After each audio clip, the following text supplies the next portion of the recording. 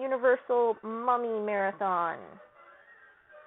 Insert "Are you my mummy?" joke here. In the background, you might just be able to hear music from Tchaikovsky's Swan Lake. I just thought I'd play that because it is in the beginning credits of the first film. So of course, the first one is 1932, or was made in 1932, and it stars Boris Karloff as the mummy. This was the first Universal movie to not be based off of a book.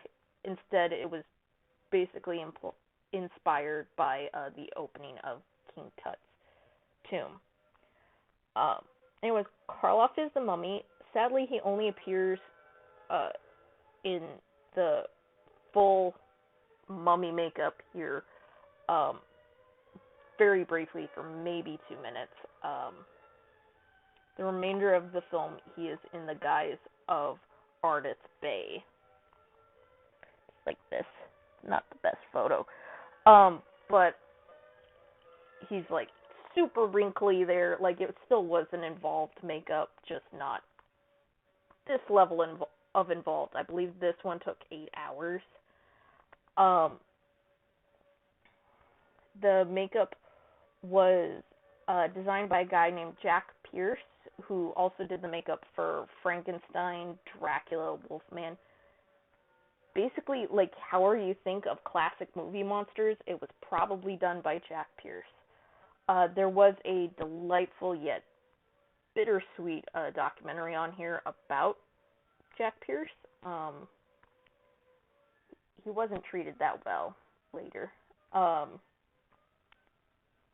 And only one of his makeup, all this work, only one piece of his physical work survives, and that's at a museum in Seattle. So, road trip.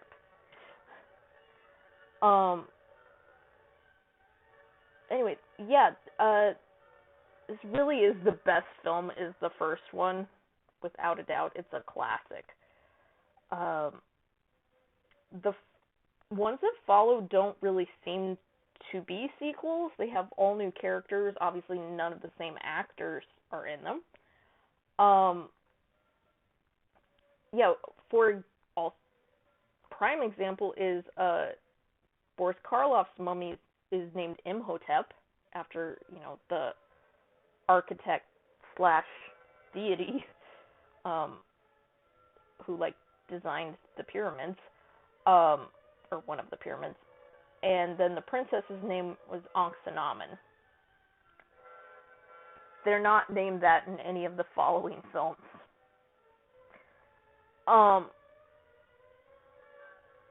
So the second one is called The Mummy's Hand, and it straight up reuses some of the footage from the original movie. It doesn't have Karloff reprising his role. It's supposed to be a whole new mummy named Karis, but some of the footage they used is Karloff, in the distance, and it's super obvious watching it back to back.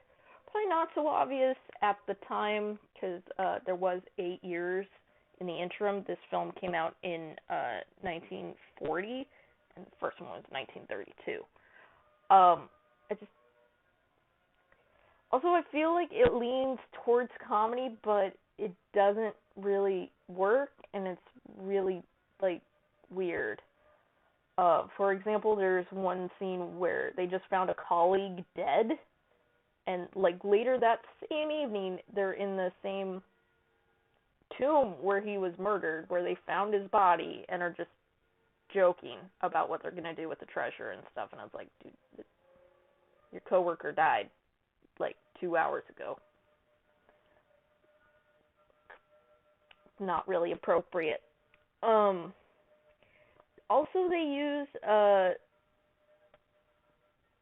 where am I? The mummy himself looks quite cool. Jack Pierce again, return for the makeup application. Also, like, added cool effect, they hand colored the eyes black, like, frame by frame on the actual physical film. It looks really unique. I don't recall ever seeing that in another film. So kudos to that labor intensiveness, because also the mummy is in the movie quite a bit. I mean, it's nice to see Jack Pierce's makeup work, but it feels a little excessive. Also, like, the hieroglyphics look like they were drawn on with chalk. It's again very much like drawn in opposition to the original, where, like, even though you only see Egypt briefly, or the tombs briefly, they're very detailed. But yeah, the exterior of Ananka, that's the name of this princess, the exterior of the tomb looks very Mesoamerican, not Egyptian. I did find out from one of the documentaries that the interior set was reused from a whole nother film, so I assume it's the same case for the exterior, but, like, come on, 1940s set decorator, make a little effort. Like, you could have put something over that very Olmec looking face to make it look Egyptian. Yeah, I don't feel like this was anybody's, like, top spot on their resume, just saying. Next we have The Mummy's Tomb, which was filmed in 1942, only 2 years later. The film features an actor named Turhan Bey, who you might recognize if you watched along from Babylon 5, where he played Emperor Turhan. In this film, he plays Mehmet Bey, so I guess he could only play characters who shared one of his names. JK. Honestly, like, these movies seem to be more in the vein of Buck Rogers serials than actual movies. They're all only barely over an hour.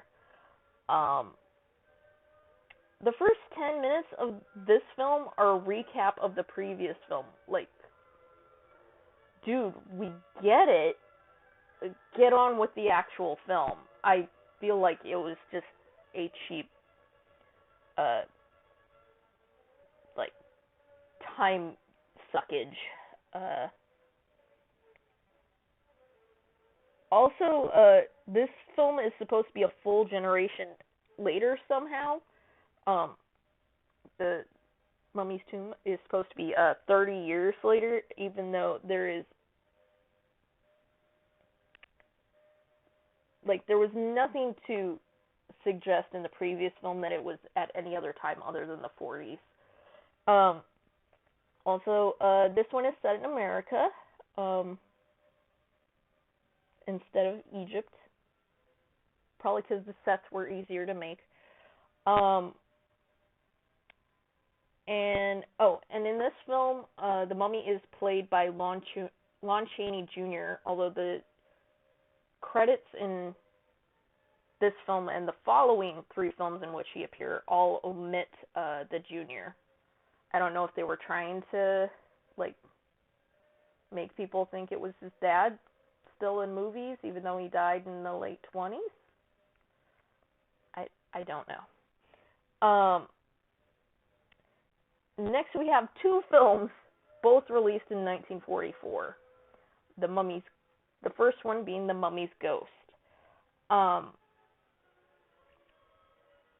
In this movie, the evil guys are priests of Arkham,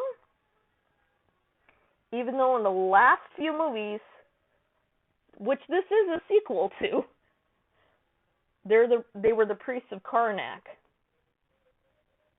Like, did the writers not watch the previous movies, or did they just want to change things for no reason? No movies do that these days, of course. Star Wars. Also, for most of the movie, Amina, that's the name of the reincarnated princess, for most of the movie, her hair is black with some white streaks. Then around the 50-minute mark, it turns all white with no explanation. I think they're trying to get across that time was catching up with her, but there's no midway point between two little streaks that looks more like Bride of Frankenstein and solid white. Yeah, could nobody read these scripts before they shoot them? Yeah. Although I will give props.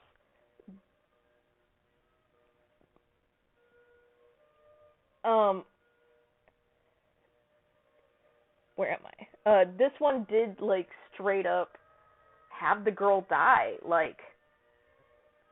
It was kind of a shocking ending, being like, oh wait, she dead now? Especially when 10 minutes ago she had mostly black hair. For the second film of 1944, and the penultimate in our mummy movie collection, we have The Mummy's Curse, in which the mummies have been dredged up from a swamp in the Caribbean, even though the previous film was in New York State. Now, I'm gonna quote IMDb for a moment here. The Mummy, 1932, was set in 1932, the year of its release. The first sequel, The Mummy's Hand, 1940, is also chronologically coherent, set in 1940. Mummy's Tomb, 1942, takes place 30 years following event of Hand. And with The Mummy's Ghost, 1944, approximately 2 years after that, we learn that this movie is set an additional 25 years after Ghost, meaning that its events take place around 1997. It all looks like 1940s. Oh, and I forgot to mention, the previous movie that was still 30 years in the future, a guy got drafted for World War II. He got a telegram. Another weird point, the mummy in the original film, Karloff, was brought back to life with the reading of a scroll. In all the subsequent films, it has been by giving him a tea made from tana leaves. I will admit, I function better with a good cup of tea, but it just seems a really odd device to bring back a mummy.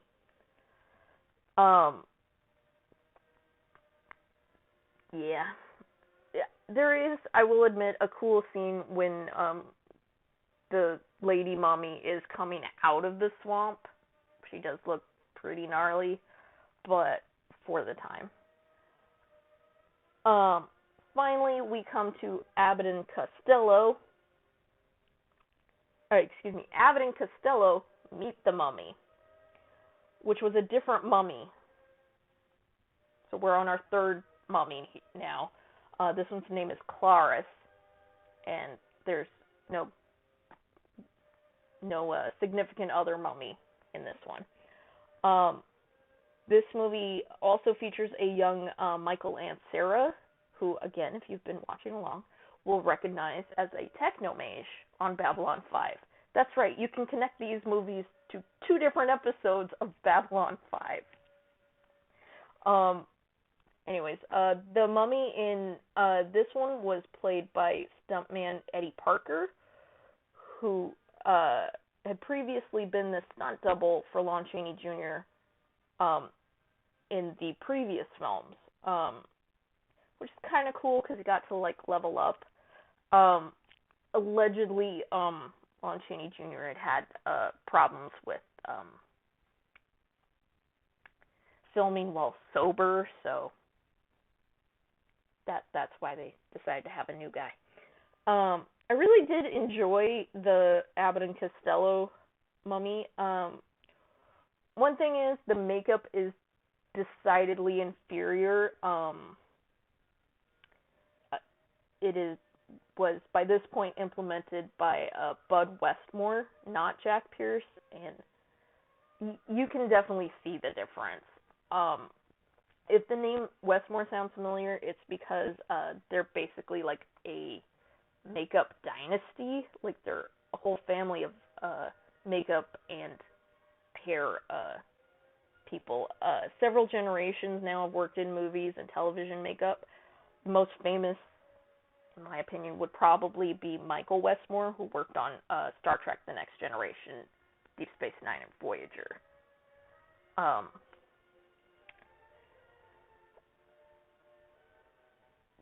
Yeah, the Abbott and Costello was legitimately funny in parts. They had basically kind of a who's on first kind of skit with the pick your pick. It was an enjoyable film, not gonna lie. So yeah, if you got time, I recommend the 1932 Mummy and Abbott and Costello Meet the Mummy. To be 100% honest. Anyways, that's it for the Mummy. Happy viewing. We'll see you later.